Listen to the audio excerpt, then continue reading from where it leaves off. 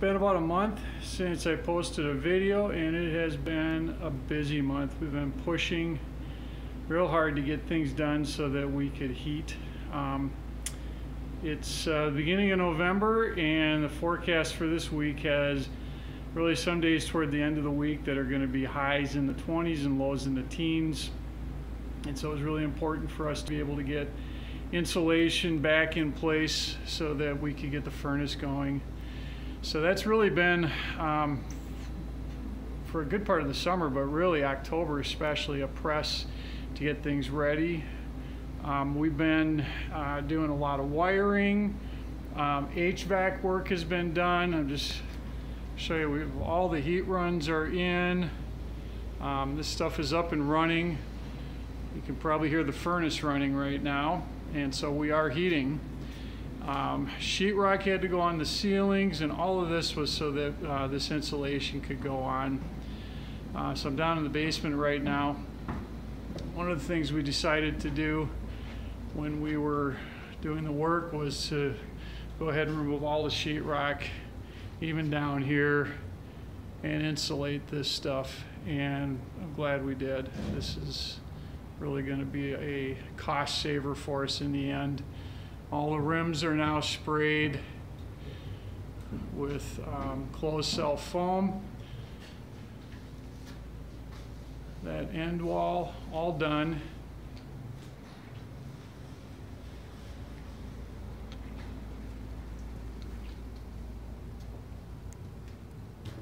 Okay, this is the back bedroom downstairs. So all the walls, that knee wall all done, up in the rim. Now we've started doing a little bit of work in this bathroom. We took the shower out. I think I showed you that earlier. But one of the things that we're going to do is relocate the shower. That wall that you see in front of you will now have the vanity there. Its toilet stays where it is, and the shower will end up back in this corner, and we'll take a little space away from that closet. That's a much larger closet than we really need for this bathroom, so we'll steal a little space from the closet and we'll locate our shower right there. And there's not really a lot of extra cost because we have to break up the floor in here anyway to bring our main plumbing line through to hook up to our septic. Here we are in the utility room. You can see where the main 4-inch line runs. That'll actually go straight down on that corner. We'll break up the floor and run underneath this wall and into that bathroom. The other thing, and it's a little tough to see this, but above us is that office and that wall that we pushed out 2 feet. And so all of this has been insulated going way back underneath there. Really the floor, the bottom of the floor, as well as that whole cantilever now is all insulated. So that'll stay warm and it'll be protected from critters. All right, let's run upstairs. Show you what we're doing up there. Probably the biggest visual change up here is you'll see that we've got sheetrock now on all of the ceilings. And that was necessary because when the insulator came in, the other side of this sheetrock that's up in the attic has all been sprayed with 2 inches of foam now. That provides both insulation and a vapor barrier. And so none of these outlets are going to be leaking air up, or the outlets, but all these boxes will not be leaking any air up into the attic. Let's see what else. This closet, I've shown you this before, but that's the space that back part used to be occupied by the chimney. Since we removed the fireplace, we get to enlarge the closet.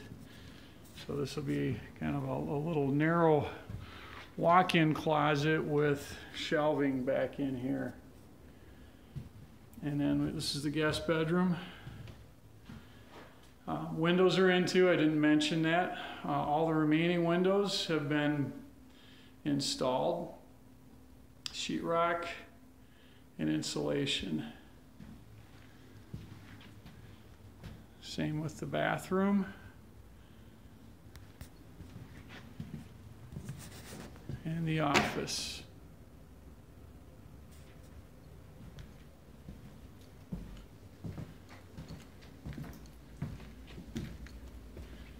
And I know it's dark in here. We haven't got the lights set up yet, but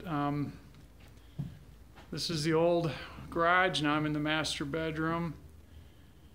And as you can see, we're insulated here.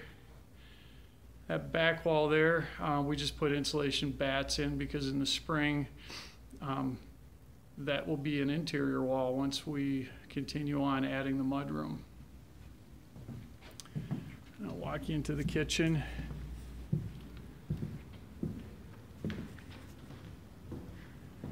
Okay, kitchen is essentially ready to go. That window's in now. That's an awning window and swings out from the bottom. And we did a flat ceiling, it's an 8-foot ceiling in the kitchen. Our cabinets will go right up to that. This door that you see here is just temporary. We've got a full glass door that'll go in, but we wanted to try to prevent damage to that door, so we'll keep a temporary in for now. And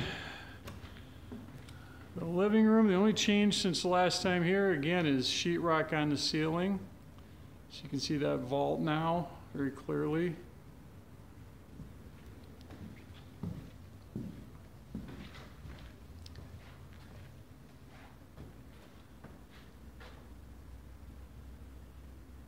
And again, we're insulated all the way up to the end there. We can start sheetrocking now. So I'm going to take a step outside and show you what else has happened. Okay, the other thing that happened this month is shingles went up on the roof. So that's all shingled in now.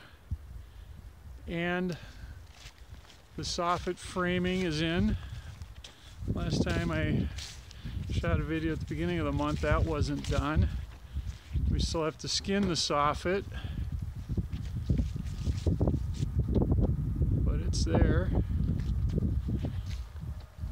And then I'll show you one other thing. In order to get heat from the furnace room all the way out to this room, we had to find a way to bring it out. And so what you'll see on the underside of this cantilever is again a little tiny soffit there. And it's what you see all along here. Inside of that soffit is the heat run. So the front was pulled off of that, and that was filled with foam insulation as well. And you can see the underside of this. This is really would be the floor up in the living room. That's all been insulated with closed cell. So again, that's great insulation. It's structural, and this will prevent the mice and any other critters from making their way in. So we're ready to go. It's actually snowing right now as I take this video, and people always ask what's next. And I think the next couple of things that will happen is getting the aluminum up on the soffits here and starting to sheetrock walls on the inside.